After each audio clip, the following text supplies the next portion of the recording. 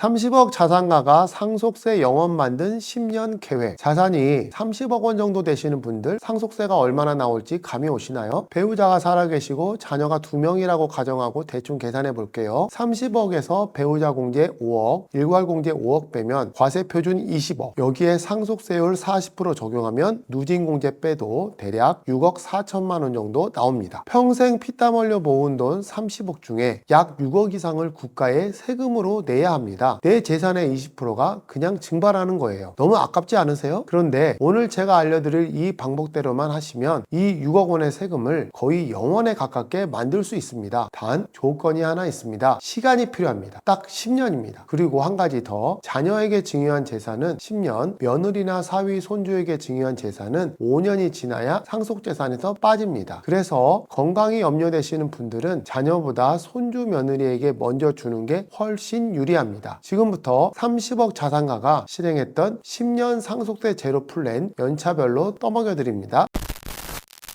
1년차, 자녀와 손주에게 현금 증여를 시작합니다. 상속세 줄이는 기본은 사전 증여입니다. 성인 자녀는 1인당 10년에 5천만 원까지 세금 없이 줄 수 있습니다. 자녀가 2명이면 1억 원이죠. 여기서 끝이 아닙니다. 며느리 사위는 1천만 원, 손주들도 2천만 원씩 비과세입니다. 자녀 2명 1억, 며느리 사위 2천, 손주 4명 8천. 이렇게 10년에 걸쳐서 총 2억 원을 세금 한 푼 안 내고 합법적으로 가족들에게 넘길 수 있습니다. 이건 10년 합산 한도이기 때문에 사전 증여는 조금씩 나누어 주기보다 가급적 빨리 한꺼번에 넘기는 것이 전략적으로 훨씬 유리합니다. 조금씩 나눠서 주면 그만큼 합산 제외 시점이 뒤로 밀려서 나중에 상속세 계산에 포함되게 하는 증여 재산이 있을 수 있기 때문에 하루라도 빨리 한꺼번에 넘겨서 상속세 대상에서 지워버리는 것이 좋습니다. 벌써 상속재산 28억으로 줄었습니다. 2년차부터 3년차 부동산 증여를 시작합니다. 핵심은 저평가된 자산을 주는 겁니다. 시세는 10억인데 공시가격은 6억인 상가가 있다? 이걸 줘야 합니다. 증여세는 원칙적으로 시가 평가지만 아파트가 아닌 꼬마 빌딩이나 단독주택은 공시가격으로 평가될 여지가 있습니다. 다만 솔직히 말씀드리면 요즘 국세청은 꼬마 빌딩 증여 시 거의 대부분 감정평가를 실시해서 시가로 과세합니다. 공시가격으로 신고했다가 나중에 감정평가 결과로 추징당하는 경우가 많으니 처음부터 세무사와 상담해서 감정평가를 받고 신고하시는 게 안전하기는 합니다. 공시가 6억 기준으로 자녀에게 증여하면 5천만 원 공제하고 5억 5천에 대해 증여세 약 1억 원 나옵니다. 1억 원도 큰 돈 아닌가요? 하실 수 있죠. 그런데 이 부동산이 10년 뒤에 시세 15억, 20억으로 오른다고 생각해 보세요. 그때 상속받으면 20억에 대해 상속세 40% 맞습니다. 8억 낼 거 지금 1억 원 내고 끝내는 게 무조건 이득입니다. 가치가 오를 자산은 미리 줘야 합니다. 그리고 설사 사전증여 재산에 합산된다고 하더라도 저가로 재산가액이 고정된다는 이점이 있습니다. 4년차부터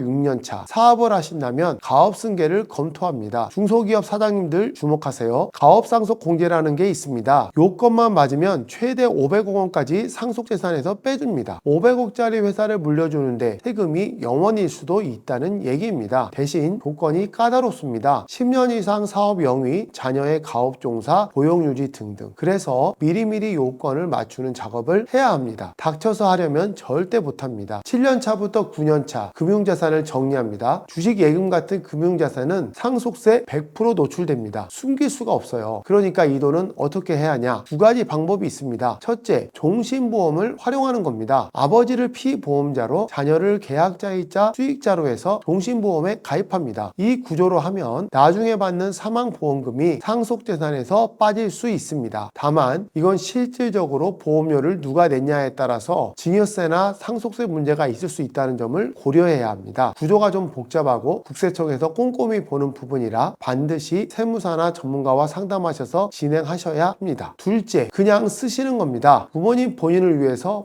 펑펑 쓰세요. 여러분이 1억 쓰면 자녀가 낼 상속세 4천만 원이 줄어드는 겁니다. 쓰는 게 남는 겁니다. 자녀한테 세금 고지서 물려주느니 부모님의 행복한 추억을 물려주시는 게 100번 낫습니다. 10년차 최종 점검합니다. 자, 30억 30억 자산을 10년 동안 어떻게 옮겼는지 볼까요? 첫째, 현금 비과세 증여로 가족들에게 10년에 걸쳐 2억 이전했습니다. 둘째, 부동산 증여로 미래가치 15억짜리 현재 공시지가 6억을 미리 이전해서 상속재산에서 뺐습니다. 이 과정에서 증여세 약 1억 원은 납부했습니다. 셋째, 보험과 소비를 활용해서 금융자산을 정리했습니다. 결과적으로 상속 시점에 아버지 명의로 남은 재산이 10억 이하로 떨어졌다면 배우자 공제 5억 더하기 일괄 공제 5억 해서 공제 합계 10억, 과세표준 0원, 상속세 0원, 중간에 증여세 약 1억 원 정도 내셨지만 원래 낼 상속세 6억에 비하면 5억 이상 아끼신 겁니다. 완벽하게 끝났습니다.